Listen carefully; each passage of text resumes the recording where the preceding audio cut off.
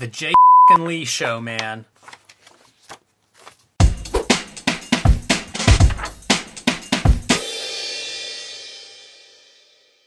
Welcome to Cartoonist Kayfabe. My name is Jim Rugg. I'm Ed Piskor. This is Wizard Magazine number 21, May 1993. Rob Liefeld and Jae Lee interviewed. This is a very exciting issue for me, Ed. Before we even begin, man, we have 5 pages of Jim Lee stuff to look at. I was a big Jae Lee fan around this time. I had started following his work because he popped up in Marvel Comics Presents when I was reading Sam Keith, following Barry Windsor-Smith, and his stuff looked pretty good from the get-go. And he moved from that to Namor and was doing this style that was just, it was different. You know, it was different than what everybody else was doing, and it stood out to me as being edgy and hardcore. And whenever these ads started to pop up for Youngblood Strikefile, it was one of my most exciting books that I was looking forward to. So this is a Wizard magazine that I bought when it was published. Very excited to get into it then, and pretty excited to talk about it today. Yeah, this Wizard is a little before my time, but Youngblood Strikefile is something that I saw when it was like pretty well new, and it stuck with me to say the least. Look at how ridiculous of an interpretation of superhero comics this stuff is. Look at this knife. It's a knife that you hold like perpendicular to the handle, and it is just barbs. Let me tell you something, man. My cousin Ed used to get Black Belt magazine and shit. There were knives like this. That is a violent weapon. Yeah, like they say, like those double-edged blades that are illegal because they could cut both ways. Like this cuts you 50 fucking times from one piercing. Yeah, it's dark stuff. Perfect for 14-year-old me. I was there on board. Even his freaking gun has barbed knife edges coming out of it. Good stuff. So 5 pages of Jae Lee to start off this issue with. One thing that I noticed right away is more ads after that. So this is the issue where Gareb Shamus starts to talk about the results of the Does Wizard Suck survey from a couple issues ago. And one of my things I notice, ads. Man, Wizards at the top of their game, and they are cashing in. One of the big things that I noted when looking through this issue is we now have, it took 21 issues, but Wizard basically has become the sort of format that it will be throughout my tenure. Letters page up front, pen pal stuff in the bottom, and then you move on through there. Not much material after the price guide. So this is pretty much what a Wizard magazine is going to look like through the rest of our coverage, I would imagine. Yeah, and Shamus's notes in his editorial, again, mentioning the results of that survey and changes that have been made. Talks about the Wizard line of comic book supplies, of course, pimping, more ways that Wizard can take your money. And finally, he has a paragraph dedicated to, there's so many comics coming out now. I don't know if this is something that came up in the survey or not, but he says, don't drive yourself crazy, don't go broke, buy the stuff that you enjoy. It's kind of a surprising message to get from him. Even drug dealers have hearts, and they don't like to see people getting all poor and disheveled and fucked up. Like, it's not good for your constitution. So he's seeing investors lose their shirts, and he's trying to mea culpa. Yeah, it just struck me as I was surprised to come across that. Yeah, he's saying that so that he can feel like he's a good guy. Covering himself, I suppose. So, moving on to Magic Words. As you said, the first issue that has the letter column up front. Interesting choice. When I thought of Wizard, this is kind of how I remembered it. Yeah. It does bring a little bit more energy. This is sort of Comics Journal would work this way with their Blood and Thunder letters page kind of up front. Cover some topics, get some back and forth. One of the letters I will call attention to is from Laura Sutter.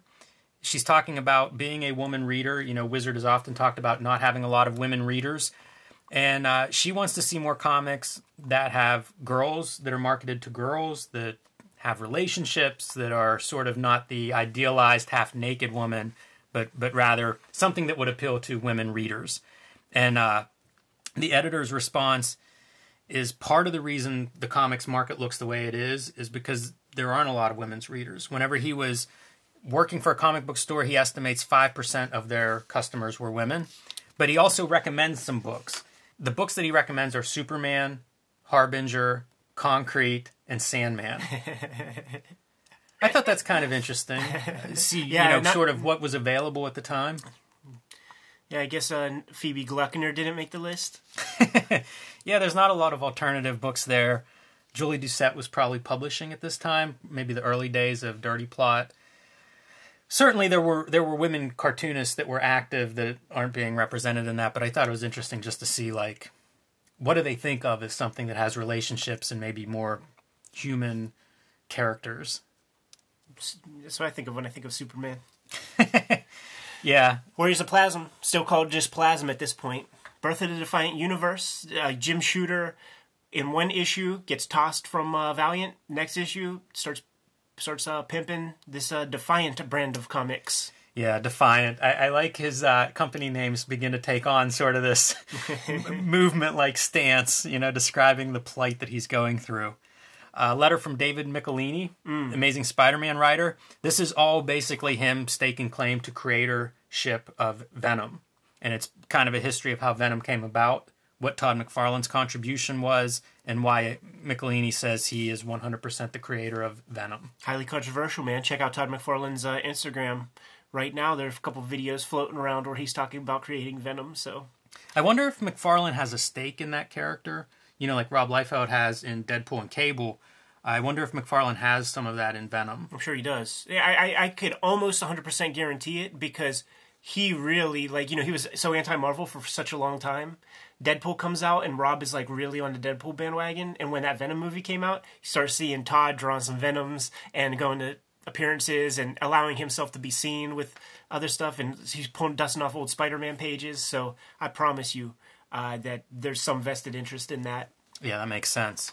We have 2 letters that keep the Iron Man versus X-Men conflict front and center. This is something I take great glee in.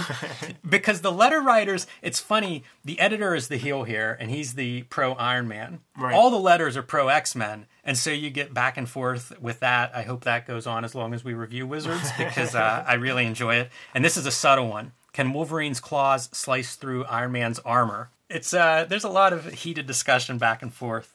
Another woman letter writer, this is a response to another letter asking why there aren't more women collectors out there. This is from several issues ago, and apparently this guy was, he's lonely and he wishes there were more women that were in this hobby of his. You know what that brings to mind is with this Yes. pen pals thing. There's one female here, and how many fucking letters do you think this poor girl got? Yeah, when her name was posted. She probably regretted posting her name here. But Elizabeth Dugan has a really great response to this. Wanting to see more women at conventions. She says, "I'd go to more comic conventions, but all the guys are pimply geeks." Turning it around on the guys who are looking for hot babes at comic book conventions. Oh, that's a gimmick. Bo Smith goes on to work for Image Comics, VP Sales Marketing at Eclipse Comics. So, pretty lively letter column. Yeah, he'll be writing Boof and the Bruise Crew before we know it. And before we move on, future pro sighting Jeff Masuda.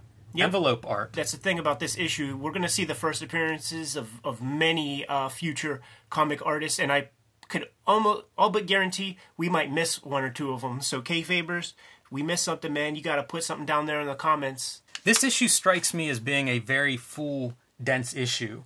We're 21 issues in. Issue 10 had that feeling to me, where it was almost 2 issues worth packed into one.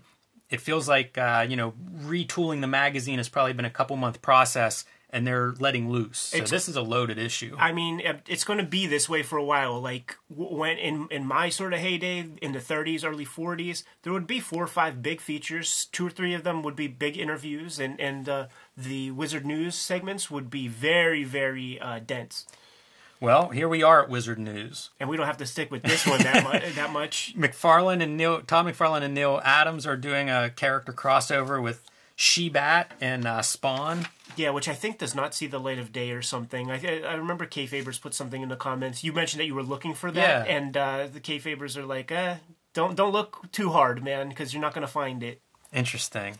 Batman Grendel finally a go. This is Matt Wagner's crossover project. Grendel was hung up a little bit, I think, as Kamiko went through some issues Eventually he gets the rights all in the clear. This is a book that we'll see promoted. Pretty good looking book. In Memoriam, Harvey Kurtzman, 1924 to 1993. Harvey Kurtzman, best known for his work on Mad Magazine. Has a very long career. You know, certainly that's not the only thing he did. A lot of work at EC Comics. Doing their War Comics was another high point. Went on to helm a number of humor magazines like Trump, Humbug, and Help. And our daddies knew him from Little Annie Fanny, we'll be honest. Right. One of his most recent publications at this time, From Arg to Zap, A Visual History of Comics, published in 1991. We showed it off once before, but might as well just like show it off once again, man. This was like a new addition to my collection, and it's basically an oral history of comics from Harvey Kurtzman's mouth himself. So he'll show off a couple of pages and panels of comics. It's really interesting what is represented on this cover. Like, that's a pretty... he takes it pretty broad. Yeah, he takes it pretty long. Like, he might even talk about Love and Rockets. You know, he's talking about Mobius here. You know what I'm saying? So he takes it... This is the last thing that he worked on. So it's up to the earliest 90s. It's interesting, the comic creator histories of comics. You know, like Jim Steranko has done them. Jules Pfeiffer did one, if I'm not mistaken. So there's a few of those that float around. Pretty interesting. Similar to comics, Cartoonist Kayfabe. You know, it's Cartoonist looking at some of these books and some of their peers in history. Yeah, the difference is that these guys were there when the damn comic was invented. Pat O'Neill, editorial, talks about superhero comics being ideal for kids. It's sort of like he equates it to science fiction. The golden age of science fiction is for 10-year-olds, is a quote that he uses here. And he kind of applies that to comics. And my only note from this is that he uses the word comics. Basically, he's talking about superhero genre. That's a minor pet peeve of mine that I've noticed as we've been going through this stuff, is how superhero comics, superhero genre, that is comics. That's all of comics when people think of comics at this era. It's still that way. Like, trust me, I'm doing an X-Men comic right now. So, like, I've become acquainted with a whole universe of people who only read Marvel, DC, and, you know, when they bust on me for not drawing the way that they like, the only stuff that they could come up with is other old comics. So it's like, that Piscor guy, his stuff looks Ditko-esque, because they literally have no other language beyond the superhero comic page. It's funny to me to think of somebody like basically throwing shade your way, except for it's Ditko. Like, could you be praised higher? Did you see the one that I posted on Instagram, man, where somebody says, yeah, X-Men Grand Design, not my cup of tea. It's like R. Crumb made X-Men. Yeah, it's very funny to me whenever reviews come back that way. Palmer's Picks. This issue, we look at the work of Mike Allred, and a pretty young Mike Allred. It was interesting reading this column, thinking about what we know of Mike Allred now. Yeah. You know, I mean, like, he's achieved immense mainstream success, but at the time, very, very indie artist, drawing in a style, if you think of the popular style at the time being, say, Jim Lee or Todd McFarlane, you know, this... He probably received similar comments, Ed. You know, people comparing him to a different style, an outmoded style, a style that was indie and not mainstream. At this time, they would use the term pop art. He draws poppy. Yeah, which he sort of really owned. When he was self-publishing, at some point, Pop was, you know, like his publishing imprint title. Yeah, for sure. Like, I call him, he's like, in wrestling terms, he would be like the journeyman, because he starts out slave labor, goes to Caliber, goes to Tundra, finds a nice long home for about a decade at Dark Horse, and then, of course, he will do the X-Men stuff with Pete Milligan at Marvel. And I remember thinking that seeing Allred, who had this like really like broad like independent career, he had ownership of his stuff, all that, and then he goes to Marvel, and it is sort of like whenever you look in your old wrestling magazines, and you would always see that name Jerry Lawler, but we never got to see him because we're in Pittsburgh territory, and then he shows up in WWF, and it's like, hey, what the heck's he doing here? Same thing with Allred, because it's such a different style that is divorced from everything else that those companies put together. You mentioned that X-Force run. Yeah. That's one of those great comic runs where like the creative team comes on and man, the letters page. That was a letters page to read. A lot of fans did not like that at the time. And it's interesting, again, to think like, you know, Rob Liefeld X-Force at this time, one of the hottest things there was, cut to, you know, late 90s, early 2000s, and Mike Allred with this sensibility taking over that book. Really fascinating, and the reaction to that equally so. But, you know, you look at his career now, and it's hard to kind of think back to this time period, because he has drawn everybody. You know, he's had success at all these different levels, from indie comics, slice of life stuff, superhero stuff, without compromising his style or really his vision. You know, some of it I think the comics market has come around to, and some of it he probably helped the comics market come around to. You just stick to your guns. Very attractive. You have, if you're going to imbibe in the mainstream thing, there are two approaches, man. You can stick to your fucking guns and just make the kind of comics that you make in an independent realm, and then Marvel DC, they know what they're buying. I'm going to buy this Mike Allred thing.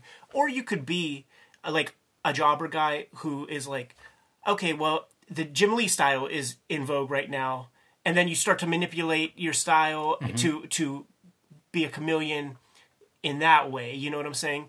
The smart play is to really just stick to your guns and kind of develop your own quote-unquote brand, and that's what Allred has here. He never cross-hatched a line, as far as I can tell. Yeah, I brought a couple of graphic musics. This is some of his early work. Thought we would kind of do a flip through. Cover dated here 1990. Yeah, probably blue line color. And this is a Caliber publication. M. Dalton Allred. Yep, that was how he signed his stuff for a long time there. So before this would have been the slave labor version, when graphic music was spelled quite differently. You can see a lot of what we think of as Mike Allred. That style is apparent here. Yep. Fascinating color early on, too. And this is the character that goes on to be Madman. Yep, Frank Einstein. Exactly. So he had a vision from the get-go, and it's worked out really well. I didn't bring any Madman. You know, we've looked through Madman a couple of times in conjunction with things like Tundra. There's going to be another Palmer's Picks with the Dark Horse Madman, and that's when we'll focus on that stuff. This feels very much like his superhero sensibility. It's not totally superheroes, but his style isn't totally superhero. I always got the impression that Love and Rockets was probably close to his heart, and he was more in the Rockets end of the Love and Rockets spectrum, I would say. That's a good description. Very attractive, though. Once again, like, there will be another Palmer's Picks, like, focusing more heavily on Madman, and we could get more into that then. Yeah, recommended reading, Madman, graphic music, Everyman, The Jam. He did some crossover stuff with Bernie Merrill. Yeah, I have Creatures of the Id, but I just couldn't find it in time for our recording session. They also mentioned Xenozoic Tales. I brought a couple of those because I'm not sure when we hit those again, and this is one of my favorite black and white comics as I started to get into black and white comics. So this is by Mark Schultz, published by Kitchen Sink Press. This is 87, 89. Heavily influenced by EC Comics. Yeah, you see shades of Wally Wood in there. You see Al Williamson kind of background noodling. You see Jack Davis textures. This was one of the books that I came upon when I was, you know, moving towards being a comic book artist and facing a career as an independent comic book artist. This was one of the black and white books that taught me black and white does not have to compromise quality at all. You know, he was doing everything from amazing textures to value. He was also doing subject matter that appealed to me visually. You mean Cadillacs and dinosaurs? Absolutely, man. It's perfect. But you can see Al Williamson, as you mentioned, you know, he kind of almost went through phases with these various EC guys, depending who his favorites were. Said it before, too. We bumped into him at Baltimore Comic-Con last year, and it was the first time I ever had a chance to speak to him, and I was so curious, like, you know, how early in his development was he absorbing this EC stuff? Is he like one of the early fandom guys from Squaw Trunt days? And he's like, no, man, I never looked at EC comic until I was like 30. Yeah, it's surprising. But great looking comics. So we'll see a little bit more, I'm sure, as they get into the licensing of Cadillacs and Dinosaurs. But for now, this is a little glimpse. Yeah, we're not going to see too much of this. We're going to have to do our own sort of singular episode about Xenozoic Tales, I think. Have you ever read a Usagi Yojimbo comic? I haven't. I think they all look good, but I just never bought one or anything. Yeah, the last recommended reading. I've read a few. I have a couple of collections of that stuff. He often does lettering for other books. He does, yeah. It's really strong cartooning, in my opinion. I think it's overwhelming. Like, I think that's why I never got into it, because, there's hundreds of issues at this point. It is tough for completists to jump into. Because, I mean, his best cartooning probably isn't the initial Usagi comics, but then if you're a completist, you want to start from the beginning, and that's often an issue, like whenever they reprint old comics, that can spring up. But definitely a cartoonist worth your time, and there's an artist edition of his work out there, and of Xenozoic Tales, for that matter. Sam Keith's Max number 1/2. This is, I think, the first Wizard, like, mail-away comic book. Yeah, and they were promoting it for about 2 or 3 issues, so it's cool to have it in the mix right now. Yeah, so here it is. We'll do a little flip through. Comes with a certificate of authenticity. Is that auto-penned by Garib Shameless? Or is that the real deal? Who's he think he is, man? The President of the United States? Yeah, I think that one's printed on there. And they don't miss a chance to sell some advertising, of course. Little plug. But this is... it's PR for the Max, you know. You get an interview with Sam Keith talking about the comic and what he's planning to do. And then you get a little bit of a comic as well. Very thin. You know, you can see the page numbers. I think it's less than a dozen pages. Of course, I'll be wrong, and it'll be 12 exactly, maybe. Nope. I see some process stuff. Yeah, sketches are always, man, this is my stuff. When I was a kid, like, anytime you would get sketches and behind-the-scenes drawings, the Mike Mignola Hellboy trade paperbacks were always great for that, because I would buy the comics, and then they'd sucker me into the trades, because it would always have, like, sketchbooks and excerpts. Pretty fun to see, like, some of his page roughs and page breakdowns. And we're going to see a lot of that. You know, that's something that Wizard does a lot going forward. It's going to be regular. Yeah, it's going to be a monthly thing eventually. I can remember after I quit buying Wizard, buying some of the, buying an issue here or there because I wanted the half, like the Sin City half. Interesting. I never had my shit together enough to send away for anything. A comic in the hand is worth 2 in the mail. Brutes and Babes. Bart laid down the groundwork for this several issues ago. This is the results of the Cable cover contest. So he had described a scenario, basically Cable on top of a pile of bodies, and then invited all of the readers to do their best and send in copies. And that's what we're going to be looking at here. And I feel like this is one of those features that has been building for a couple of issues. Loved this as a kid. Everybody delivered. This is the first time that I can easily say that every single one of these entries that they show off is top-notch in my book, man. Because this is what aspiring cartoonists want to do. Pin-ups, covers, cool poses. This sort of, it's the perfect gimmick for Bart Sears to solicit artwork from young up-and-comers.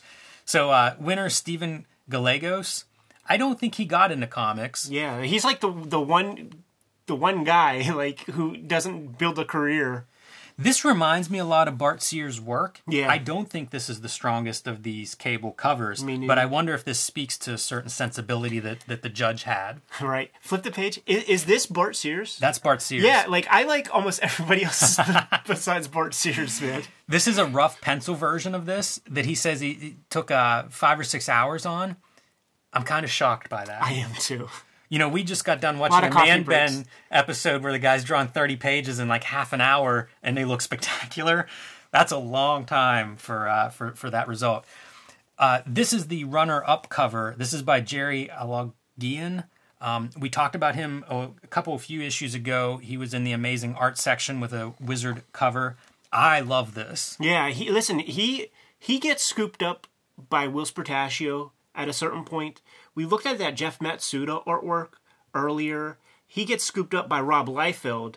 And we're going to see other guys here who get scooped up by... So it's like, was Rob just checking out, the issue that has his interview, and he saw that Jeff Matsuda work, which is actually very rough Jeff Matsuda?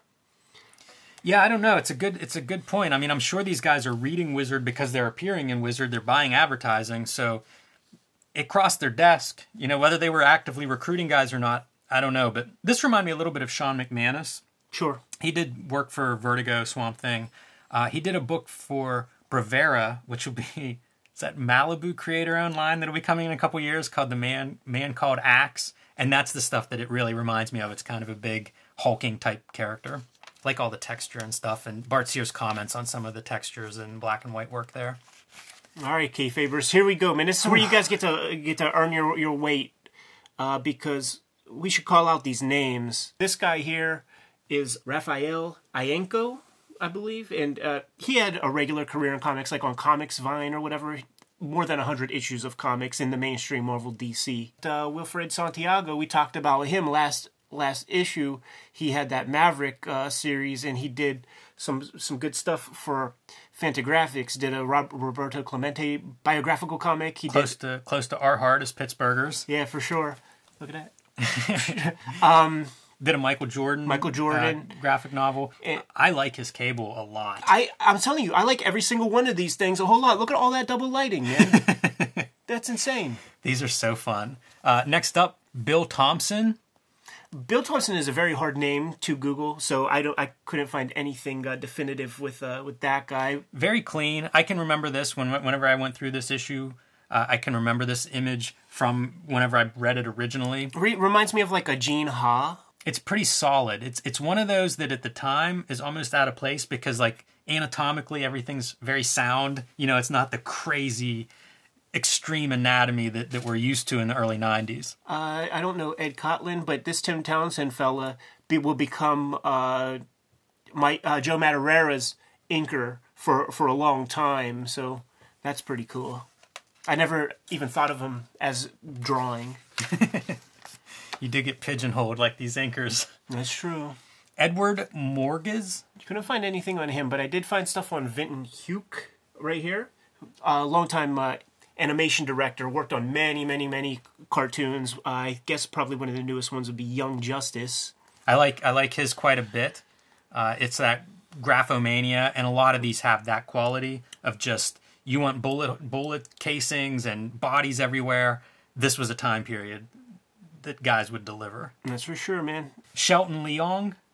Couldn't find anything with him specifically. Like I could, but it was just like a DeviantArt page. So yeah. and that would be like with what a lot of these guys have. But the other big standout is Ken Lashley, who is a comic artist at this point, has done work on like X-Men Gold and stuff like. So he's doing work for Marvel right now. But one of the things that I really appreciate though is this Robert E. Brown Sr. guy. He gets the Cable Widow's Peak right with the hair. Like, this is how you have to draw Cable. He's got to have the kind of receding hairline up front because it doesn't look right. Even Rob Liefeld doesn't draw Cable right anymore. He doesn't draw that way anymore. This is, I think, a John Romita Jr. Pose. There's a few of these compositions that I feel like you can call out where they're coming from, but doesn't rob me of any of my pleasure of looking at them. Shit, me neither, man. I still do that myself, man. I'll still Art Adams Hulk pose and turn it into Chode or something. This contest, I think, delivered. This is something I remember loving as a kid and had fun revisiting. And all you guys, you're winners in our book. Yes. My Kind of Hero, The Flail, and Dr. Good Vibes. Pittsburgh guy. I don't know him. Like, whenever I see these Pittsburgh names, I do a little quick Google. Our town is only inhabited by 300,000 people, so it feels like we should know everybody, and that name's not familiar to me. It's also a town where people come and go. A lot of schools here, so it's possible this person has moved on. Fly Slayer, I tried to Google this. This looks so familiar to me, and I can't figure out why I think I know this image or this character, but I couldn't find where, or if maybe a name switch and it appeared in some small press book or something, but it looks familiar, but I couldn't place it. Yeah, it doesn't ring a bell, but there will be instances where we will see characters that are created who then go on to become like real comic book characters. I'm quite sure. I noted this before. Look familiar. This is when they were soliciting for pet photos, and somehow this made their cut. As they're revamping Wizard Magazine, the pet photos stays. Yeah. It defies my understanding. Hollywood Heroes. My noteworthy item is the fact that the Lois and Clark pilot is coming out, the Dean Cain Superman show, and it just made me think like, yep, that's what we had back then. You know what I mean? That ABC show. A little bit of Roger Corman Fantastic Four coverage. First glimpse of the low budget, great looking here anyway. Fantastic Four movie. That's a funny note. It's the first thing I agree with Andy Mangels about, man. I think it looks fucking awesome, and I definitely think it's way cooler than the produced Hollywood flicks. Yeah, I think probably where it falls off is when they start moving. You know, like they do a good job with static images, but we all know the reputation of that movie. The CGI for the Human Torch, too, is what I call Pittsburgh Art Institute computer graphics. That doesn't sound complimentary. No. And then, of course, there's the end sequence where Reed Richards and Sue Storm drive off married, and he has a stretchy hand that's just a glove at the end of a fucking broomstick. That's kind of a famous shot so from awesome, that movie. Atomic Comics ad, they lean into the Rebel Studios, actually calling them out here. So this is Tim Vigil art, and they talk about having a full stock of the Rebel Studios independent black and white comics. And Jae Lee, man, this is his issue, and he is everywhere. Ad for WildCATs Trilogy. So he's got a Youngblood book coming up, a WildCATs book coming up. He is on top. Writing at the Edge by David Quinn. Speaking about Tim Vigil, he's talking about turning in that script, man, for that Faust movie. And Quinn, I love you, dude. But he's talking about we're doing everything we can to make sure that the studio doesn't make the Faust movie a joke. I'll leave it at that. The movie does come out. I've never seen it. You should. Maybe that'll be my homework. He talks about a couple of other books that he's working on or that are coming out. Night Vision. I Am Public. I don't know if that one was published. That's not one I remember seeing anywhere.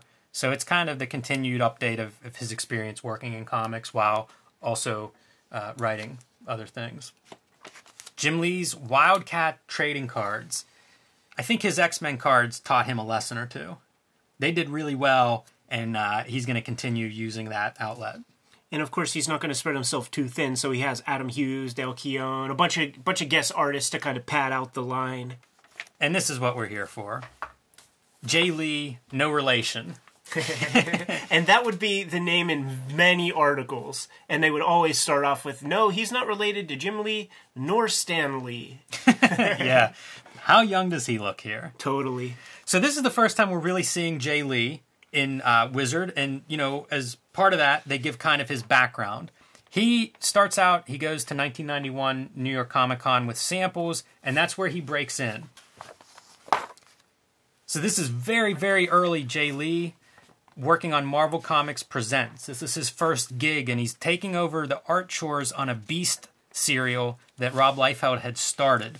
And man, I can't ignore the Sam Keith page that's facing him. We all bought it for the Sam Keith, and we stuck around for the Jae Lee. That's a good way to put it. He shows up, and there are Jae Lee characteristics from the get-go, which is pretty good for a young artist. A lot of young artists do not stand out. Totally. Like, look at that splash right there. That's very Jae Lee. A lot of these, like, geometric shapes on these costumes and stuff. I can remember reading the Marvel Comics Presents, and that Jae Lee's art stood out to me. Yes. And that's pretty good for an early guy. You know, I would track down favorite artists' early works, and a lot of times they were generic. They didn't stand out. So, pretty strong out of the gate. Yeah, little shades of Strowman. I was taken by how young he was back when I read this the first time, and again here. You know, he starts doing this stuff whenever he's 19. I think at the time of this interview, he's around 21. Yeah. So he comes on very strong. He would go from the Marvel Comics Presents run to Namor the Submariner. John Byrne was writing. He cites John Byrne as being a guy early on, years before he broke into the industry, that he idolized and would draw like, and said it took 8 years to kind of move beyond that. Iron Fist. So I was very excited at the time. I thought Iron Fist was a cool character, and Jae Lee was one of the guys who started to reintroduce Iron Fist into the Marvel Universe. This is an early Namor of his. He's being inked here. This is a later issue. So this is 28. This is almost a year later, number 38. Shadows of Evil. This is one of his last issues, and you can see full-on Jae Lee at this point. That's awesome, because around here somewhere he did a Spider-Man, adjectiveless Spider-Man, yes. And it's full-on like the Jae Lee style that we know and love. Yeah, and he's still just penciling here. There's a bevy of inkers that are working on him. He was working on a lot and working fast. In the article, he talks about at times doing 8 pages a day, pencils and inks. And one thing he wanted to do, he also announces that he had quit Namor at the time of this article, so it's probably right around here. You know, there might have been a few more issues that were published like this one. But he talks about wanting to get back to 8 hours a day of working instead of 16 hours. But this stuff is full-on Jae Lee. A few issues ago, he did X Factor issues for the X-Men crossover Executioner Song that were fantastic. He did a lot of this dark kind of art with silhouettes.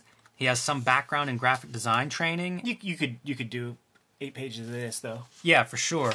But it's also pretty exciting art. You know, I was digging this stuff at the time.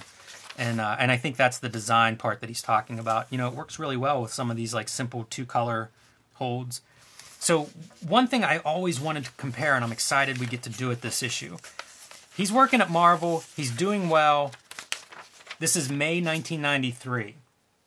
The coloring is on newsprint, and it's still that traditional kind of coloring, mostly flat color for the most part. This is April 1993, so these books are coming out. They're overlapping. This is Youngblood Strikefile, glossy paper, and you can see the difference in sort of the what can be reprinted. Super fine lines are printing and showing up. And just even this color is this color, but it just doesn't look right. You know, it gets very absorbed on this toilet paper. Well, let's compare blues, you know. You can see the difference, what Image was offering these guys production-wise. So if you're an artist at this time, it always stood out to me, you would want to work for Image just because look at how much more care is going into reproduction of this artwork. That was something Image really affected a change industry-wide.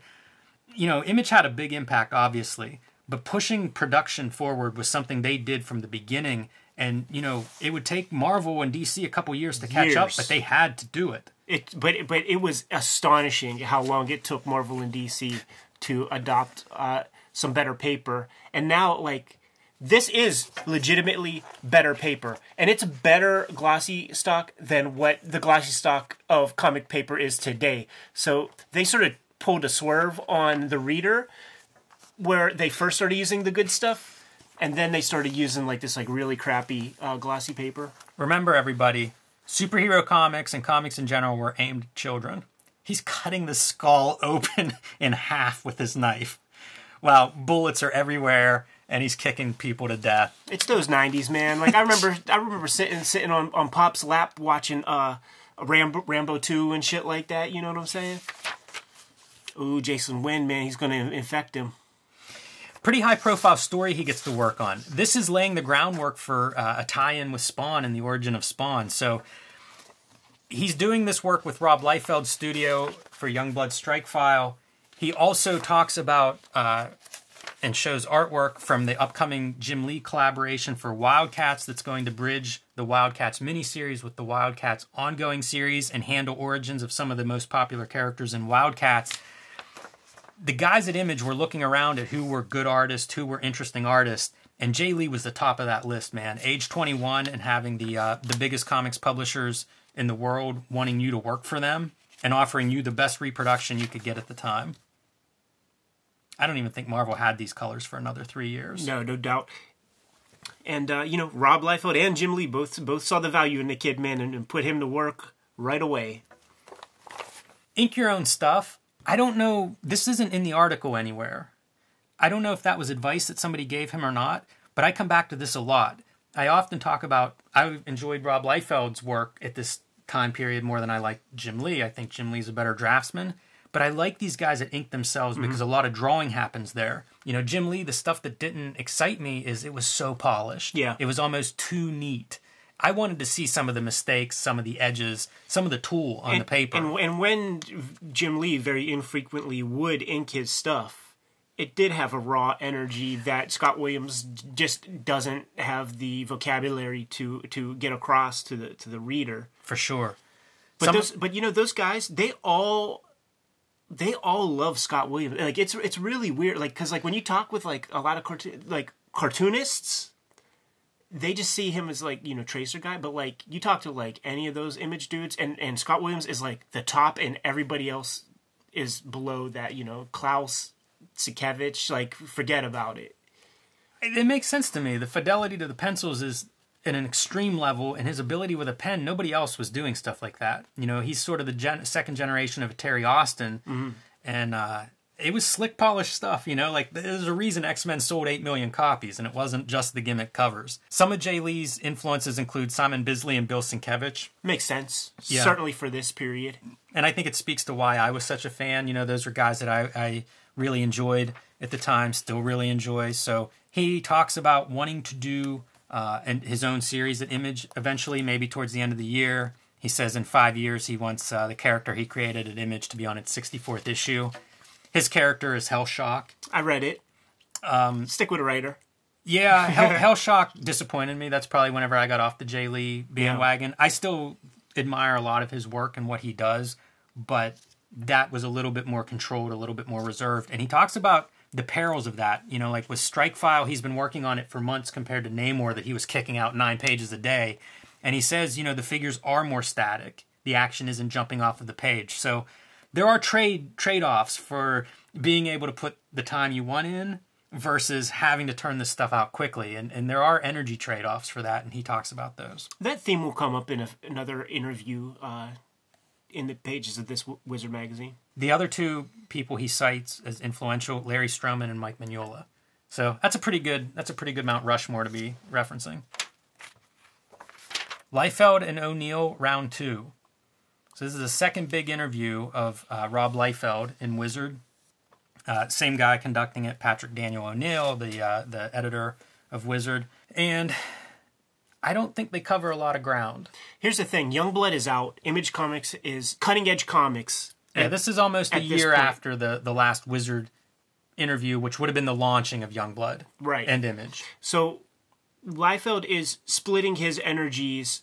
He's almost a publisher with his studio, churning out book after book. And that's what this interview is about, basically, is just Patrick Daniel O'Neill asking about, like, what are these other titles and, like, how do they fit into your bigger universe. And that's how they start the piece off. And once again, the things that we were talking about before were all of the story takes place in the interviews.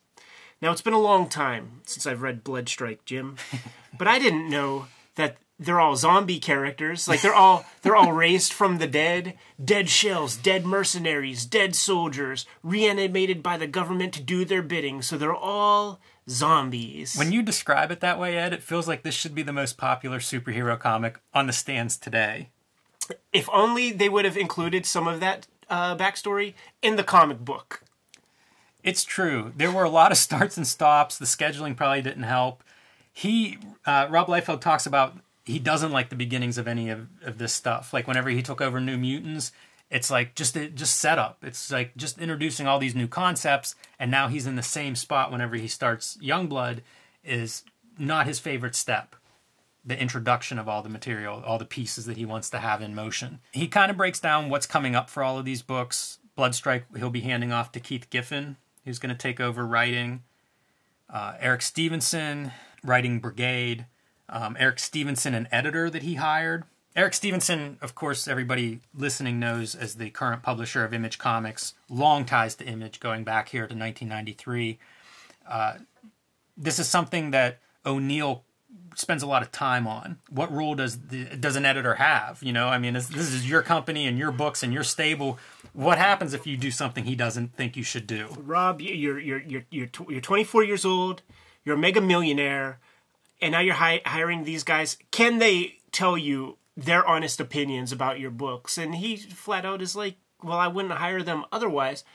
And I sort of agree with that. Now, Patrick Daniel O'Neill is talking about, I've been an editor for 10 years and blah, blah, blah. And listen, you and I had this dinner with Howard Chaykin, and he looked at us and said, you boys should hire an editor.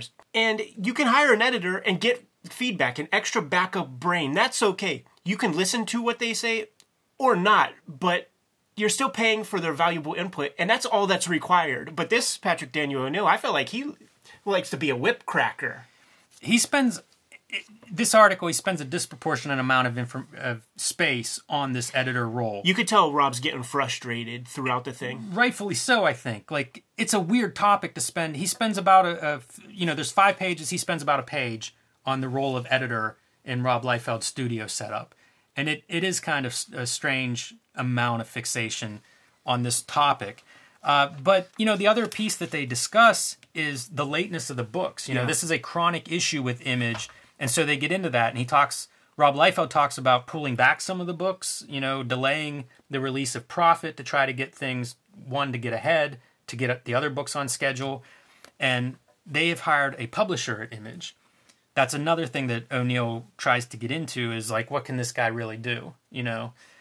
Good question in a way. Like if he was more of a Barbara Walters, he would have been able to get some good intel out of him, because you see that name publisher in these things, but we know that it's really this like consortium effort that is owned by Silvestri and this guy and that guy. So like, what does Eric Stevenson do technically? You know what I mean? Like it's a good question to ask, but we don't really get a proper answer here. He says that they've instituted a fining system. We built in a fining system, so I'm assuming that's all the Image guys getting together and trying to figure out how to manage this problem of lateness. If you listen to if you watch the Image documentary, like there's a saying in rap. It's we cop and crash whips, meaning we'll go buy a car, crash it, and go buy the same car again. And the guy who dresses up in Rob's Bad Rock costume does wreck Rob's Dodge Viper, and Rob doesn't care and gets another one. So find me all day, basically, is what I'm saying. Yeah, I think that's probably true. So, like I said, it's kind of a strange interview. There isn't as much promo on the books as you might expect. It's Patrick is Patrick is trying to he's putting on his Gary Groth hat, and he read that Todd McFarlane interview that we covered a couple episodes ago, and he's like, you know what, man, I'm gonna have a companion piece to that. So he'll ask Liefeld, okay, so let me get this straight, like Bloodstrike, zombified soldiers, all that stuff, and this is a government team. What government on earth would call a team Bloodstrike? And Rob, man, you could feel his energy, man. He's like the same kind of government that would stage coups in other countries and start wars in third world nations, like all this kind of thing. Man, if more of that was in the books, these would have been better books. They do sound good. The descriptions are on point, but I think the execution leaves a little bit to be desired. Yeah, get Bloodstrike Brutalist by Michel Fiffe, man. That'll perfect. That'll quench your thirst. And then Rob does call Prophet his favorite book, and he was sad that he had to make it later, so that is worth noting. This won't be the last time we talk about Prophet. Comic Books in the Final Frontier, A History of Star Trek in Comics. I didn't even look at this. I'm going to tell you something. I think there might be like a certain scaling back in a certain way with things. Don't expect me to look at Valiant anything or Star Trek anything, because I just can't. Fair enough. There was a reprint of these early. Gold Key was the first company that had the license of Star Trek, and I picked that up. And it's interesting because in the early days, there wasn't a lot of photo reference. I think they started the comics before the show even aired. So there'd be things that were just really inconsistent that the comics creators were making up on the way. There's Star Wars is way cooler. So like there was in Star Wars number 1 or 2, the Howard Chaykin, there is the scene that was put in there with the special edition with it where you see Jabba the Hutt, but he had to make up Jabba the Hutt because it wasn't. Yes. And so like it's this like big green gummy bear looking guy. I kind of enjoy the novelty of those things. I do too. It is interesting that Star Trek is basically always a comic. Like Let me tell you something, Jim. The time it starts, like it goes through Marvel, it goes through DC. Here's where my mind is, because I was a little boy around this time, right? And I would go to the Toys R Us, man, and have $20 and get the multi-pack of like 50 comics. And yeah, you're going to get your Nomad, you're going to get this. They would stuff 25% of that fucking thing with Star Trek The Next Generation comics, man. Yeah, apparently it's a terrible... the working relationship between the cartoonist and the license holders was not a good one. We talked about Peter David leaving the book. They referenced that here. They look like Joyous Comics. Tough to work with, apparently, at least at this stage. It doesn't look like these people have fun doing it. It's funny, too, because I know so many cartoonists who watch all... you're looking for stuff to put on in the background while you're drawing. So many people I know go through these Star Trek shows, and you'd think you'd have your pick of who you want to make good Star Trek comics, but for some reason, I don't know, it doesn't seem like they play nice together. Yeah, they seem very precious with the property. Dave Sim Redux. This is an odd one. Apparently they lost some of this interview. A couple issues ago we had a Dave Sim interview, and in the intro here they explained that they had essentially misplaced a couple pages. So this is a continuation of that interview. I identify with it, with the Kayfabe channel. Every now and then we'll have a video with some hot audio. Every now and then we'll have a little bit blurry of a video. So I identify with the the screw up. It makes a lot of sense because I remember reading the Dave Sim interview, and it talks about Wizard and current comic scene, and it doesn't talk much about Cerebus. And I remember making the comment at the time like that was sort of odd. This explains that. This is much more Cerebus centric. Talks a little bit about Gerhard. Talks a little bit about kind of the series of Cerebus, where he's at, how he got to the goal of making 300 issues. That to me is the most valuable part. So he describes that because he is sort of from the early days of the direct market, and once you put a comic out there, it takes a while for the distributor to collect funds so that you could get your ass paid. So by the time he had 4 issues out, which the initial goal was to just do a bi-monthly comic for a while. So by the time he had 4 issues out, that's when the money started to trickle in, and he could see what the heck kind of money was in this thing for him. Saw that it was able to be a monthly comic at that point, and then he had to come up with an endpoint. Like how long am I going to keep this thing going? And he just decided to give himself 300 issue goal post, and God damn it, the man hit it. He says that you're in rarefied air if you could hit 300, and a lot of, I think the writer says something like, yeah, but like when comics hit that every other time, like it's whole teams of people who done that. And just fast forwarding to 2019, I did see Todd McFarlane like hooping and hollering about the fact that there's going to be a Spawn number 301, and he called it historic.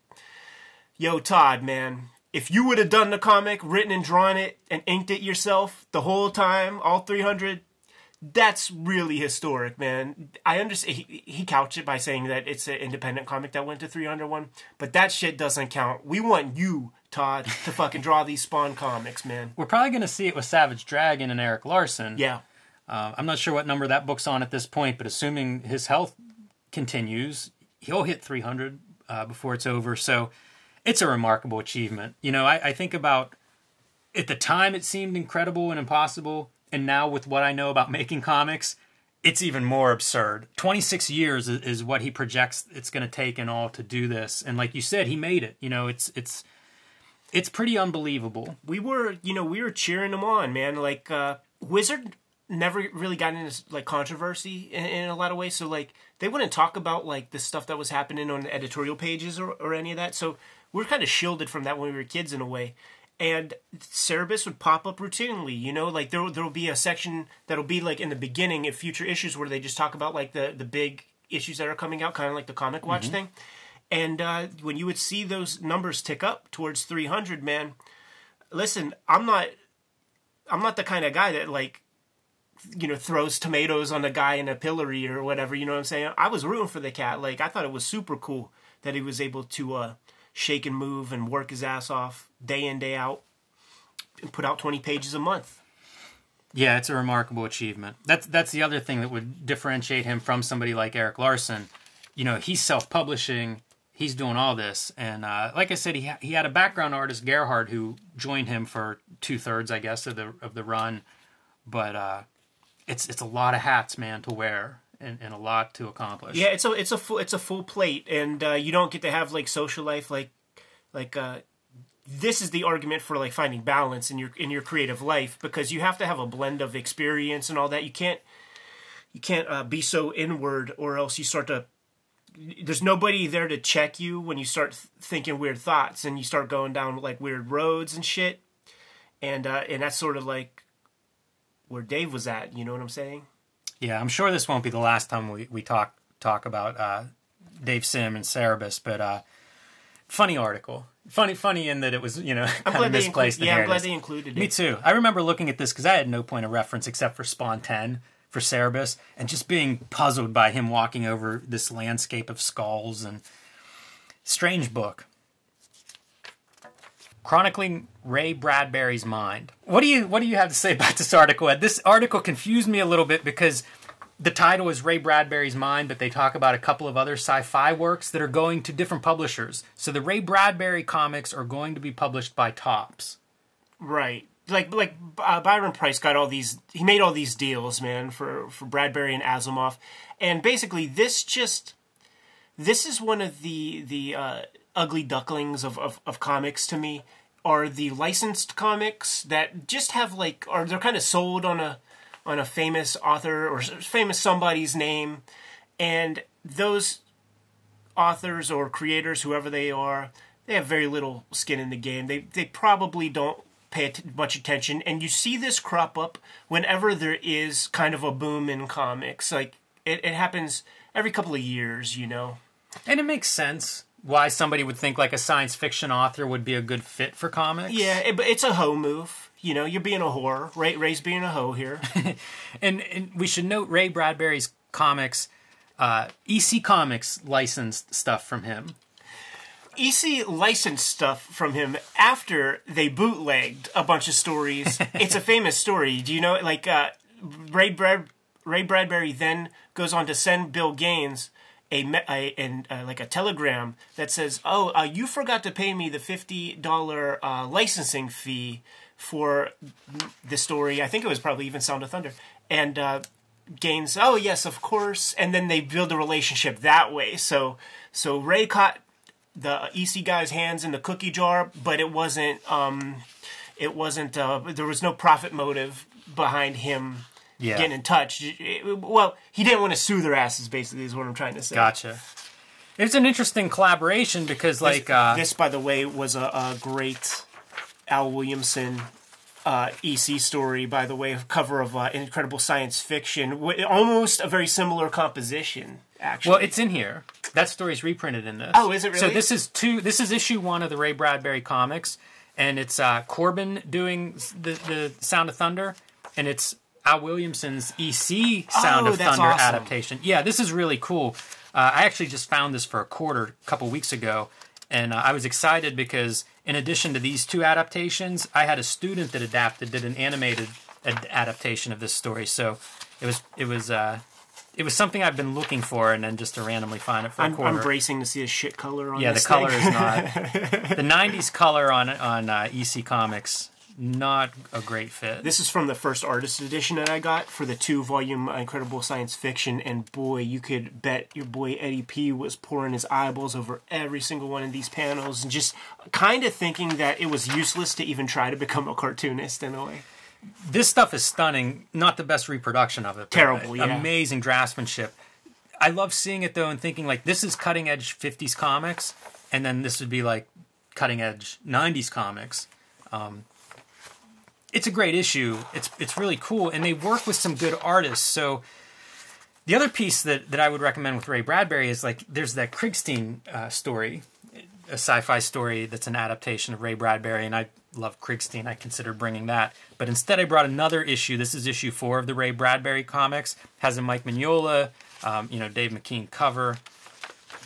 So they tried, you know what I mean? Like, this is good-looking artwork. Yeah.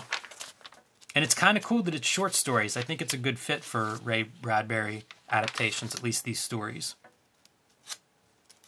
Mignola's, he's been good for a while. That's for goddamn sure, man. It's a nice fit, putting him on a science fiction story and a literary story. So those are the Ray Bradbury comics that Top is publishing that this article is about.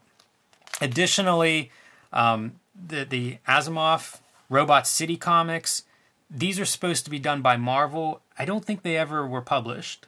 I don't think they ended up happening. I don't know. Maybe these didn't do well. I'm not sure why they didn't get off the ground there.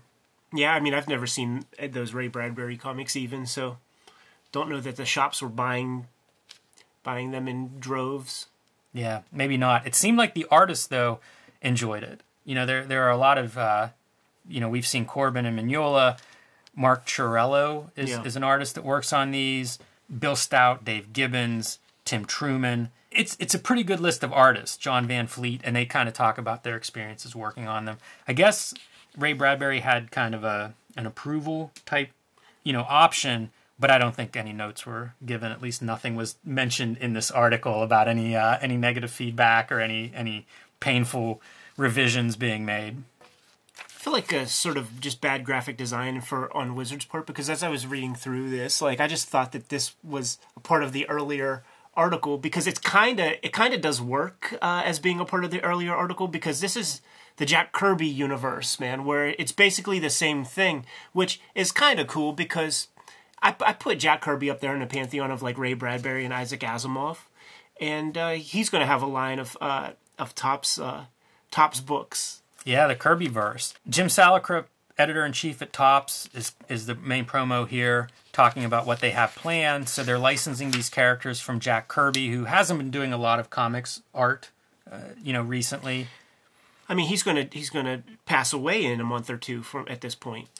Right, and famous for having a mind that was constantly drawing and having safes full of artwork from various companies that he worked for that would emerge after he had died. So apparently he had a stack of characters. Topps came in contact with these and, licensed them to make comic books. So I brought a few issues. Night Glider, Captain Glory.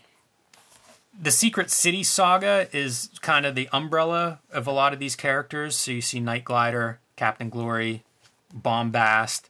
These characters would have an issue of their own, kind of a one-shot or a miniseries, and then this is like the Avengers version or something where all the characters work together in this universe, in this setting, and penciled and inked by Steve Ditko. That's pretty cool, man. Like, I never knew that these existed. Written by Roy Thomas, so it's like, it's a Marvel comic. It's pretty interesting to see Ditko doing superheroes at this stage and doing all of the artwork himself. Yeah, he's very rigid about the kind of superhero stuff he would do. So I would have to imagine that he had to, strong-arm Roy Thomas into writing some things that go kind of close to his Randian vision of objectivism and all that. I hadn't even thought of that, but it is... maybe they were working Marvel method too. I'm sure Roy Thomas was game and familiar with working that way. So possibly that would help that relationship. Ditko famously would not do certain books if it didn't go along with his ideals, and that's why he would do ROM, because it's just a robot. You could do anything with a robot. He would have his reasons for why he would be able to do Chuck Norris or whatever. It's funny to think of this next to Jae Lee. Absolutely. Worlds apart. It's like time traveling looking at those two comics. But we're also going to see Alan Moore's 1963 comes out this month. We'll cover that in a few minutes. Much better fit. This could be a panel out of 1963. Totally. So, weirder time for comics, I think, than I remembered at the time. I mean, talk about weird. Bill Clinton. Bubba shows up in a damn comic. Yeah. And that's drawn by Ditko, I think, right? Yeah, and inked by John Byrne, inked by Art Adams, inked by George Perez. But all Ditko pencils. Fascinating, man. And just before we get off the Kirby tip, one of the funny things, and I'm not trying to be mean, but they're talking about a team called Satan 6. And everybody's asking, but there's only 5 of them. And then guys like Salicrup are like, listen, I don't know what to tell you. This is what Jack Kirby wants. This is what Jack Kirby gets. McFarlane inks over Kirby for the cover. Is this a John Cleary gimmick? It is. John Cleary was 19 or 20 at the time. We saw him in an amazing art, I think. He was in some kind of wizard art contest. So he's penciling this comic, but Jack Kirby draws a couple of pages in it. So there's a Jack Kirby page next to a John Cleary page. Boy, is that bizarre. That is whiplash. Imagine being a 19-year-old and having that on your fucking belt. Yeah, reading these kinds of things, reading Wizard at the time and Tell me it doesn't feel like Frank Miller. Totally. Imagine seeing that in black and white, all those proportions and shit. Absolutely. But it would blow my mind, because it's oh yeah, he's 19. He's doing Kirby comics. He's really going excessive with those color holds. Little John Cleary found a toy he could play with. Wild anatomy. Yeah, it doesn't work. It wouldn't be long before he was drawing at Image. Yep. He did stuff for Todd McFarlane and Eric Larson there. I don't know what he did for Larson, but I know he did some Boof and the Bruise crew for Todd. He did Dynamic Duo, the second series. I actually have this comic, so I thought I would bring it. My lenticular foil cover has fallen away, but it's still signed by everybody. So this would be 1993 indie comic coming out of Ohio. Pretty good that it's in color, but quite a distance from Image color. You can see it's on newsprint as opposed to the glossy paper. Registration's a little bit strange. And they're just trying to make me get trifocals to read that goddamn thing. But taking out an ad in Wizard magazine, sure it wasn't cheap. a bad ad. Yeah, it's not too good. Yeah. It's kind of a bad comic. You know what that was? Like, those guys just didn't have computers to do graphic design. Fair enough. It's a bad ad. What about this one? This is a Superman ad. This enraged me, to be honest. Not even for, like, the graphic design. For the fact that they're going to make fucking... I'm mad at everybody. Because DC is putting this gimmick together, whatever. I'm mad at Dan Jurgens for saying yes to signing 10,000 comics. Because you know he took, like, give me $200. I'll be happy to. You know what I'm saying? And to sign... to these risks, what we know about carpal tunnel syndrome, to sign 10,000 comics for nothing. How long would it take to even sign 10,000 comics, That's got to take... That's a month or something. That's full time for a couple days. You're not signing 10,000 autographs, I don't think, in a day. It's such nonsense, man. And you know what? Shame on everybody who did the signing. Shame on the people who put this together. And shame on the people who bought the shit, man. Shame on all of you. It's incredible what these numbers are. Oh, you know what? We're going to be able to ask Ron Friends, man. See what his cut was. Yeah. Boy, that'll be a confusing conversation. Hey, Ron, remember this? Oh, I'll show it. Dude, you won't remember signing 5,000 of a fucking comic? I think you'll remember. The numbers are staggering, though. So, 10,000 copies of Superman, Adventures of Superman 500 at $60 each, $600,000 there. Then they're doing 10,000 copies of these 4 Superman books, $105 for the complete package. That's over $1 million if they, street value, over $1 million. Well, let me it's tell you. Staggering. Well, let me tell you something, Jim. At Hill's department store, you were able to buy a binder that came with things that you could put your comics in, and the binders all came with Superman 500 signed and all that shit, and I have about 4 of them. So they did not go for 60 bones. This is the 5-issue set for 160. Very wishful thinking. What a shitty ad. Yeah. Signed, sealed, and delivered. This is one of those articles, we're looking at signed comics and how that affects value, and by the time you get to the end of this 3-page article, it's basically unknown. It's also it's for culture vultures. It's for somebody coming in cold into this comic book game in terms of collecting and all that, because it's trying to like guide the person into like what kind of comics to get, and it's nonsense. A real comics fan doesn't need anybody to tell them how to look for and find comics. This is a pretty cutting-edge graphic. Trading cards were out of control. Royal family trading cards.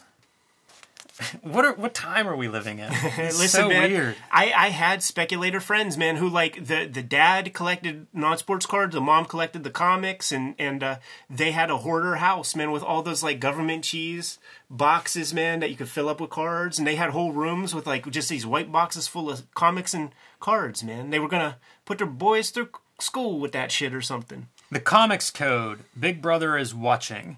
This is a history of the Comics Code. It begins, in the late 40s and early 50s, and talks about the comics that were popular at that time: horror comics, crime comics, war comics, stuff that was pretty violent and maybe not suitable for all ages. So this gets the ire of eventually Frederick Wortham. Misguided do-gooder, wrote some articles in Collier's magazine, and a lot of housefraus saw that shit. And we have a t-shirt that addresses Frederick Wortham's work here with Seduction of the Innocent. This leads to Senate subcommittee hearings with the idea that comics are contributing to the rise of juvenile delinquency, and what are we going to do about it? The Senate subcommittee hearings don't enact any actual law, but all the comic publishers, it puts the fear in the comics publishers. They get together and they come up with this idea that they'll police themselves with this comics code. A very rigid system of what can and can't go into a comic, what can and can't be on the cover. And it essentially puts EC Comics out of business. And several other really good publishers too, man. Crime Does Not Pay by Lev Gleason. Can't have that comic come out anymore because it has the word crime in the title. Yeah, some of the rules of the Comics Code were like that. Monster names couldn't appear. There's a story in here about Marv Wolfman getting in trouble, his comics getting in trouble with the Comics Code because of his name, Wolfman. this was violating the comics code, except it's the guy's name. I have my own like problems with authority and all that stuff, and people who are interested in like policing others and all that. But man, motherfuck the douchebags who would like pour over comic books to see if they said the word vampire in them. Words like flick are outlawed because ink, bad printing in comics. We know what the L and I would bleed together. Can't have that. So it's a ludicrous list of things that can and can't be part of comics. It had to be very pro-family values. This is something. It was the Eisenhower era when it was enacted, man, and the Eisenhower is known for these fucking boys had to go overseas and kill a bunch of people, and they came back to the States, and they just wanted placidity and conservatism, and they wanted to relax and to chill out and to have no edginess whatsoever. PTSD galore. So like, let's not, let's not trigger anybody. Yeah. It continues on through the history. In the 70s, there were some famous comics that would deal with like drug storylines that would run without the code. In Spider-Man, in Green Arrow. And it would make the code have to re-investigate itself to just kind of like grow with the times a little bit. So then they started to allow the word Wolfman. And yes, Marv Wolfman's career was able to resume. Well, then you would have Werewolf by Night and the flood of comics that came from Marvel and DC once. That's a good point. That was my filibuster to get to that point. Because books like Son of Satan, like there's a bunch of those 70 books that I like, and you're right, I'm sure they all came about once some revisions were made to the code. You revised that, you revised the Marvel distribution deal at the time. Floodgates are open. That's the next attack on the code is new distribution models. This is specifically the direct market. The direct market no longer was under the comics code. The deal was, at one point, you couldn't distribute comics if they didn't have the comics code to newsstands. The direct market circumvents that distribution completely, and so now the code is devalued, at least on some of these indie books that were going around newsstand distribution anyway. And then it updates to the code today in the 90s. At this point, something like 40% of Marvel books, I think, were running without the code. It goes through kind of the approval process and how that all works and what the future of the code might be. So here we have today roughly 80% of Marvel books and 45% of DC books still bear the code. But DC had started putting mature labels on their books, so they're now policing themselves internally. And an update today, the code no longer exists now. Marvel quit using it in 2001. DC and Archie followed suit in 2011. And now I believe like the code itself, the logo and things, reside with the Comic Book Legal Defense Fund. They occasionally do fundraisers and printings and T-shirts and things of that nature that, built around raising awareness of First Amendment rights and protection for comics. I used the Comics Code Authority on the cover for my monthly Hip Hop Family Trees. And Charles Brownstein at the Comic Book Legal Defense Fund got in touch with me and said, we own this, and perhaps we could work something out. And I sort of wanted Fantagraphics to just let it lie and see if we get sued by the Comic Book Legal Defense Fund. I thought that would be pretty fucking funny. That is a good instinct. What a great story that would be. Totally. Image is just flooding the market. Generation 2.5, man, with Hilary Barta and Keith Giffen. I love Trencher, and I look forward to flipping through a copy on this show. Man, you can't run this artwork in black and white. No, look at it on screen. Really fascinating style, but man. And then imagine having to be the colorist on that thing. Yeah. You should get paid double time. You got that right. Hunkin' Babe of the Month. So this is a feature that we've seen a couple of times, and then it went away, and I was very relieved. I remember this feature and hate it, and then it was like, okay, it was only there a couple of issues. Well, apparently it has shown back up after that survey. Yeah, so, hey, all you guys who did that survey, man, this is your fault. Ooh, this is my Arrow boy. I have all of these fucking toys, man. Every single one of them. Brian Cunningham's Toying Around makes the cut. Yeah. Fortunately. This is his review of Toy Fair 93. Oh, that one Toy Fair where he had to, walk up 3 sets of stairs and he was winded. Oh, and by the way, I had everyone except Tusk. I didn't have that figure. I don't care about him. Tusk looks almost like a McFarlane It does, yeah, right. That Blood or Fist or whatever that guy's name was. This one is crazy because, like, when you take the goggles from the eyes, his eyes are like Elizabeth Holmes from Theranos. Like the eyes, and they're so close together too. A lot of X figures, X-Force and X-Men figures coming out this year. And you notice like 2 Cables in the same line. It's got to be Marvel's hottest character at that point. It's not, because that's Wolverine's 5th figure. And you know what? I had them all. You need them all. Yeah. You know, you need the yellow suit Wolverine. You need the orange and brown. Absolutely. Weapon X. The Weapon X was hard as fuck. Had the helmet and everything. But he was naked, right? Total BWS. But they gave him some cutoffs, man. They gave him some Daisy Dukes. They really did. A lot of Star Trek action. That's the thing. On the Toys That Made Us Netflix show, there's a whole episode devoted to Star Trek toys. And then it's just something I didn't think about but for a long time. But like at this stage, the Next Generation figures, that would be a whole wall, like a whole aisle in like the department store. They didn't sell. I don't know. You know, they sold to like 20-year-olds. You know, they sold to like those like young men and shit like that. Because I feel like when you see a toy like well stocked all the time, it's not moving. Yeah, maybe. What do I could be wrong. I don't know any kids that played with these fucking things. I'll tell you that. I like that they call out Pittsburgh's own Jeff Goldblum. Yes. Getting his first round of figures here for the Jurassic Park franchise. Wouldn't be his last figure either. A little thing called Independence Day a couple years later, we're going to see more Jeff Goldblum figures. Yep. His father was my dad's dentist. Wow. He's from Homestead. West Homestead. Comic Watch. Web of Spider-Man number 18. This is kind of a stretch. It's a little bit of origins of Venom, or at least McElhaney's claim. I wonder if that's synced up, if they've been sitting on that letter from the letters column to really tie this issue together. The thing worth noting with that, though, man, that makes me curious is the Mark Silvestri artwork. I can't recall ever seeing him draw Spider-Man, and I'm curious to see what that looks like.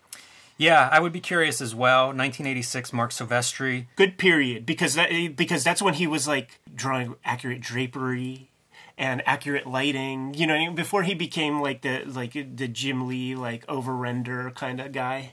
They didn't even mention him in the notes. I wonder if he did a run on Web of Spider-Man or if this was just a one-off. Yeah, I have no idea. Thor 391, Pittsburgh's own Ron Frenz. First appearance of Eric Masterson, who becomes Thunderstrike, who kind of had a little spotlight action. It's 15 minutes of fame. Ron was going to get some of that issue 1 money, man, with Thunderstrike 1. The answer to X-Men 1. I read Thunderstrike back then. I have the first 7. Because I'm a Ron Frenz mark, man. Especially when Joe Sinnott inks them. That was like my favorite shit ever. That's a good matchup. Yeah, I'm a fan of Ron Frenz's art. Crystal Ball. Most noteworthy thing here for me is Cerebus number 0. It collects a couple Cerebus. One of their innovations Dave Sim did was to collect Cerebus big runs of the issues in what were called phone books, trade paperbacks that would feature, 20, 25 issues, big chunks, a way to keep up with the story. There were a few issues that would fall outside of like a big storyline. Cerebus 0 collects several of those. So you end up with about 4 or 5 issues in one. Call for submission. So here are guidelines from Wizard if you're interested in writing articles. Magazines would often have some version of this, so it's kind of neat. Wish I would have paid attention and tried that back then. I was just listening to a Jim Cornette podcast, and he talked about early fan clubs that he got hold of, where he's then writing like the giant, what should be a short newsletter, and it's like 28 pages on legal paper and stuff whenever he took over. So Turok was a big selling comic for Valiant. Yeah, and it's perfect for Wizard because it's Bart Sears, Brutes and Babes, Bart Sears. I guess that's I don't know what holographic cover gimmick, but I think this may have been Valiant's biggest selling title. Did you say like 4 million? I don't know a number, but I just know it sold really well, and you get a chance to see, this is Bart Sears in action. Pretty fucking underwhelming, actually, as like a whole comic. Like, the art looks fine or whatever. I'm not that big of a Bart Sears mark in any stretch. I'm not either, and I would always be disappointed whenever I would get one of his comics. I don't know if it's too detailed or what exactly doesn't speak to me, because I liked Brutes and Babes at the time. His art's pretty distinct, but this stuff just didn't quite do it for me. Yeah, no. Ooh, wait till we get to this shit. Yeah. He drew a few issues of Turok. That cover pose is pretty great. Yeah. X-Men Unlimited number 1. Marvel did a number of series in this unlimited format, and it really felt like filler material to me. Yeah, it was like almost like inventory strips or like, it was a quarterly thing to just kind of try new guys out. And in this case, it's a Chris Bachalo. Yeah, I think these things would start out good, and then by like Unlimited 13, it was like, what are you printing? Bloodstrike #1, Rub the Blood. This was my favorite spin-off of the Liefeld comics. This is Dan Fraga. I drew the hell out of this trying to copy this thing. Fraga boom. Has an Art Adams flavor in his influences that you don't see everywhere.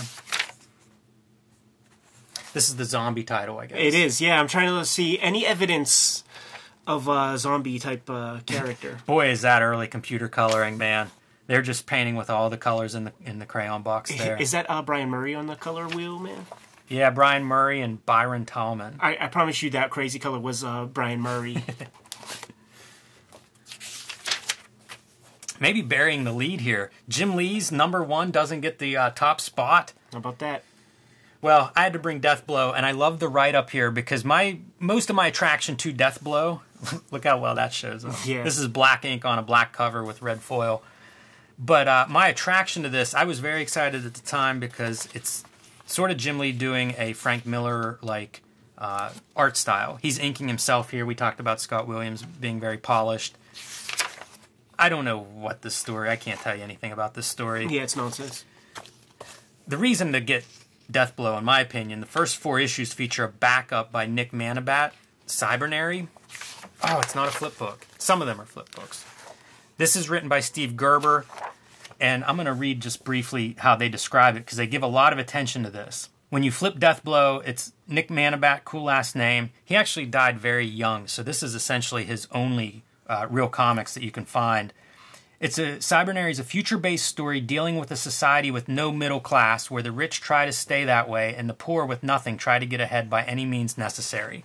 So that sounds like, if you're a Steve Gerber guy, I think that seems like a story that he can make some interesting stuff with. And Nick Manabat, when I went back and started revisiting Image Comics, he was a revelation to me. Mm-hmm. This stuff is amazing for a guy that doesn't have a footprint in comics. He just shows up and this is how he starts drawing. So, as I said, died young, tragically, but this is what we're left with in terms of comics, and he does 4 issues worth. And I remember reading, this Cybernary spins off into its own series, and it just wasn't the same for Steve Gerber. Kind of lost enthusiasm whenever he lost this artist, and I'm sure the circumstances of his death didn't help.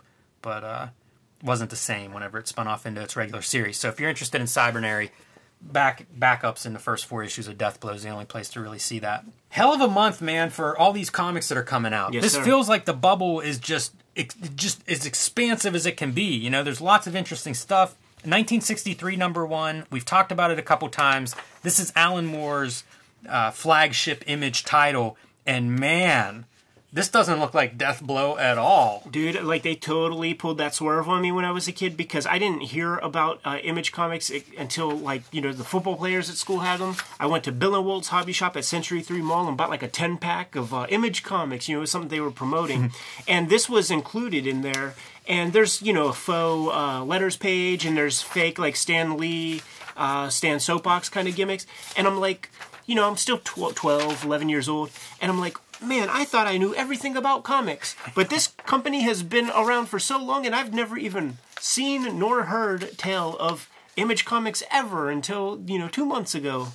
This was great. All the extra material that they would put in, Alan Moore, he's done this before. There was all the back matter in lots of his books, like Watchmen is a big one, but he continues to do that, like in League of Extraordinary Gentlemen. He's another guy who looks at the whole of the comic book and what everything can be. And so this stuff was pretty strange. I would read everything I would get hold of, and it was just bizarre. You're reading this and not sure what to make of it. Interviews and coverage, they would talk about being true to kind of like this coloring style. Yeah. Something that you and I have both explored in some of our work. It's a very specific process and a somewhat limited process. Interesting that they jump on it in 1993, whenever Marvel's still working that way at this time period. Well, that's what I'm saying. It's it's not a stretch then, you know, like you send these files, you know, you send these separations off to a print house, they're going to know what to do with it. That's true. Now, if you and I put together some seps and send it off, they're going to look at us cross-eyed. Yeah. Even printing on newsprint, something that would have been at odds with all of the image stuff that was going to glossy and high-quality paper. Shadowline, Jim Valentino really likes to trumpet that he's the guy who brought Alan Moore into the thing. And then, you know, the sort of death of 1963 is because of the tug of war that everybody had on Alan Moore once they brought him into the thing, man. You know, Todd wanted his piece of him. Jim Lee wanted his piece of him. And he was getting pulled in a million directions, and we don't get a completed 1963 because of that. Fascinating comics, though. Like I say this over and over, but I'm always just grateful that anytime an object like this slips through into our reality, it's a bummer we don't have an annual 1963 drawn by Jim Lee, but we still get some stuff. Yep. You know, like these 1963 books are great. We talked, you know, Roaring Rick Veitch we recently covered in the Palmer's Picks. Dave Gibbons, everybody knows. Don Simpson. Dandy Don Simpson. Dandy Don Simpson. Steve Bissette is involved in this series. Chester Brown does a little bit.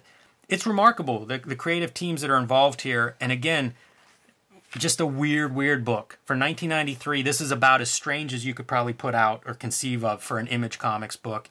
And bizarre for the kid who's buying all the Image books. This was a weird thing for me to try to sit with and understand what I was looking at. Yeah, and it's like, okay, well, hey, this seems suspiciously too close to Fantastic Four, and then there's the Fury. Like, so the ones I had was this, the Fury, and that U.S. agent. Yeah, the Shield. Like, yeah, that it guy. was like the patriotic hero. Yeah, and it's like these are just like Spider-Man. Like I didn't get the joke. I was very literal. Really fun. Great. Tribe number 2. I looked at my Tribe number 2 comic and thought about bringing it. It's not published by Image. It's published by Axis, which was a company that spun off. I don't know if it was because Image cut Tribe. I don't know if Tribe number 2 was very late, why it didn't come out from Image.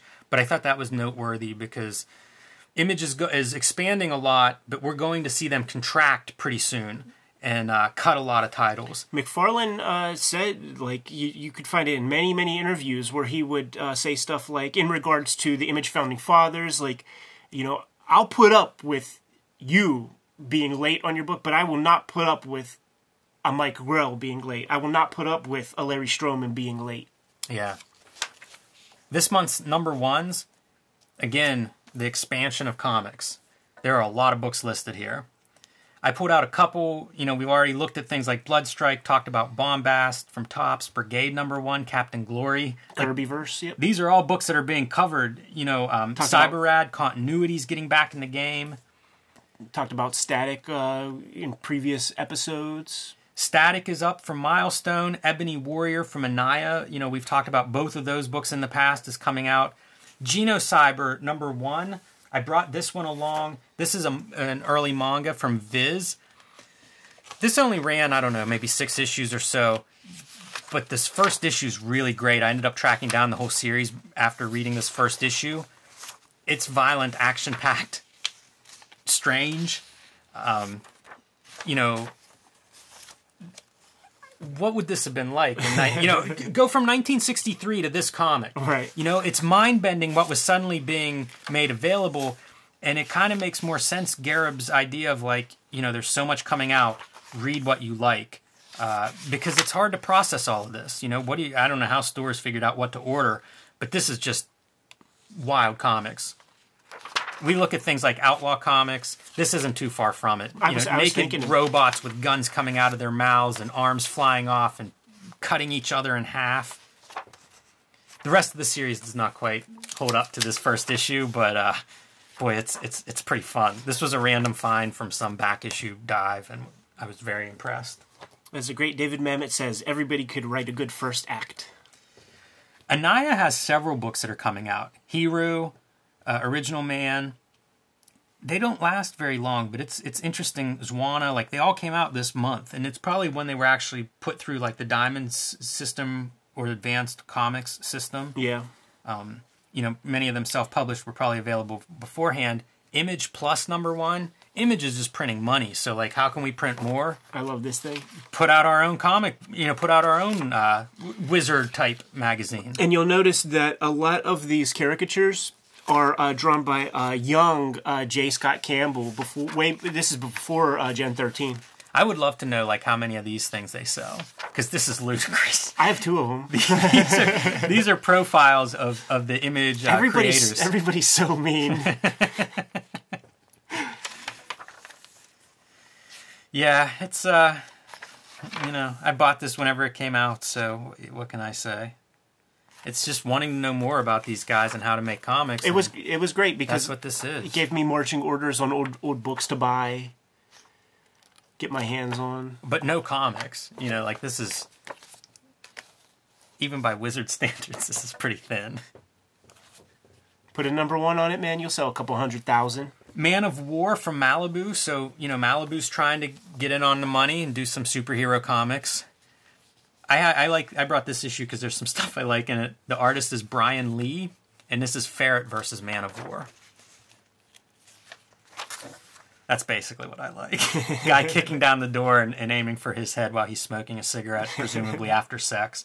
I don't know Brian Lee. It's not an artist I recognize, but there's a in kung fu movies. There's a thing called Bruceploitation. Yes. And to me, this might be like a Jim Lee kind of exploitation. Like, let me see this guy's birth certificate to see if his fucking last name is Lee. You're completely right. This is just trying to get some comics out. Probably when all the creators are strapped. You talk about Alan Moore being pulled in different directions. I bet everybody that could draw a comic was being pulled in different directions. Like, think about more and more stuff is coming out. Think about it. Like, Malibu has a cash infusion unlike they've ever received before, and they want more of him, and that shit is addictive. So, we don't got Jim Lee anymore, but let's get Brian Lee on the 1s and 2s.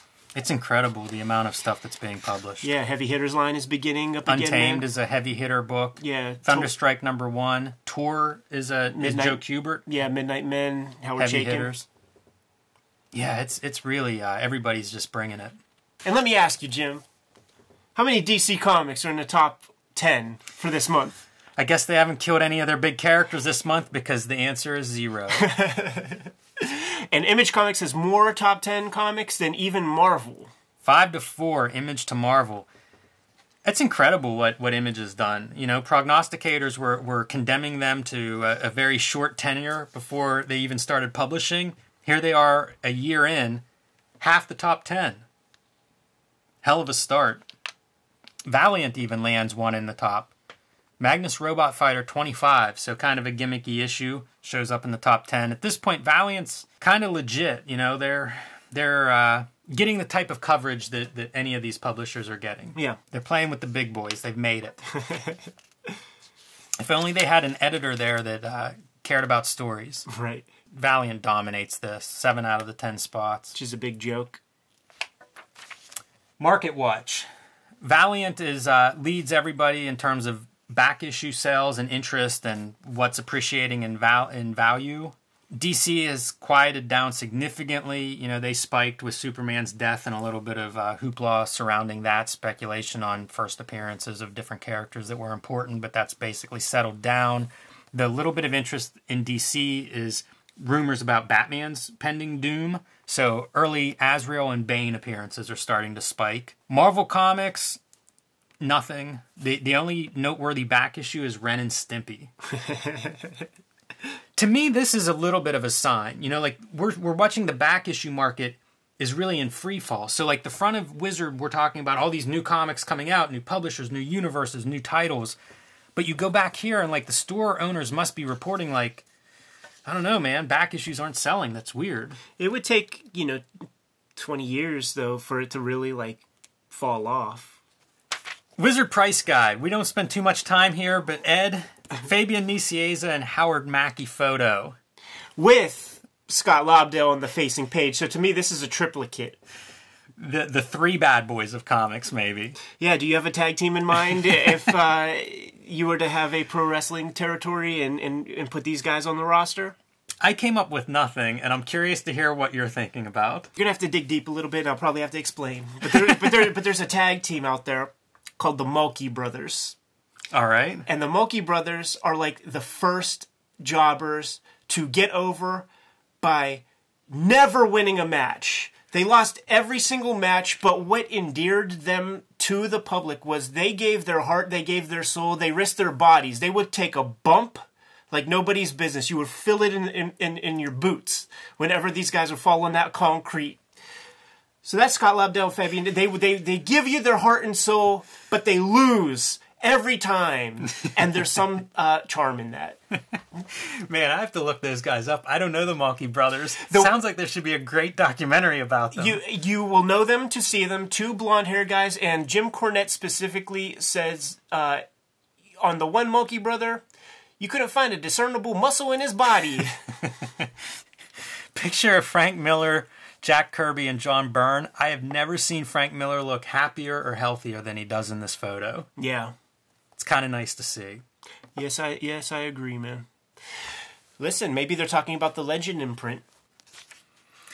And I just have to call attention to Evan Dorkin because I'm sure he would hate it. Young Evan Dorkin in the pages of Wizard magazine. Looks happy to be here. Those suspenders, man. I don't know, Evan. I love seeing it. Price guide, nothing to note here. Yeah. Not a lot of movement. You know, like we're talking about back issues not selling. There's not a lot of appreciation. You see a little bit of blue, and that's for a Valiant. I have one more question in this entire issue, man, that I want to raise with you. And it has to do with this, man. You're damn right. April 23rd, 24th, 25th in Connellsville, PA. Your hometown, your stomping grounds, man. Tell me about this show, man. Were you there? I have no memory of this show whatsoever. When I saw the Connellsville listing, I was thrilled. I don't remember this happening at all.